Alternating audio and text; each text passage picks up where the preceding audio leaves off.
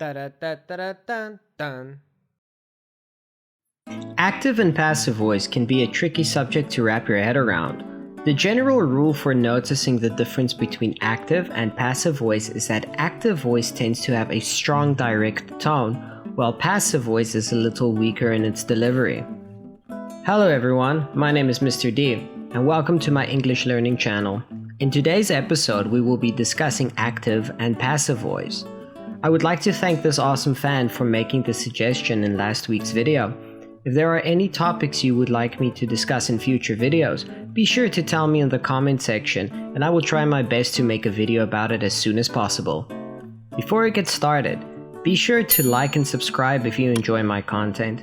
I will be having a face reveal when I hit 1000 subscribers, so let's see how fast we can get there. Now let's get back to the lesson.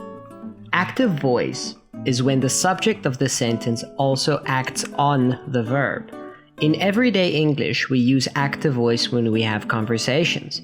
Within active voice, the meaning is clear and direct. Let's look at some examples. Jimmy is eating an apple. Charles owns a restaurant. Satya teaches math.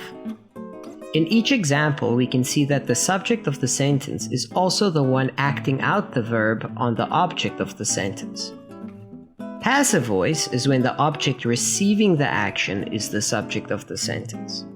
When we use passive voice, we also need to use the past participle of the verb and a conjugated form of the verb to be. This makes it fairly easy to detect passive voice. In the next examples, we will change the active voice examples into the passive voice. An apple is eaten by Jimmy. A restaurant is owned by Charles. Math is taught by Satya. Did you notice the changes in each sentence? Not as hard as you thought it was, huh? Now the next question we need to answer is, when do we use the passive voice? Passive voice can be useful when we want to make the subject in which the verb is acted upon the focus of the sentence. For example, if we are telling a story about a dog chasing a cat, but we want the cat to be the focus of our sentence, we will use the passive voice to say, the cat was chased by the dog.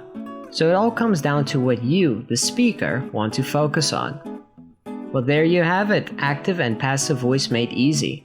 I hope you enjoyed watching this video and learned something useful. If you did, feel free to show me by smashing that like button and subscribing to see more useful videos in the future. See you again next time.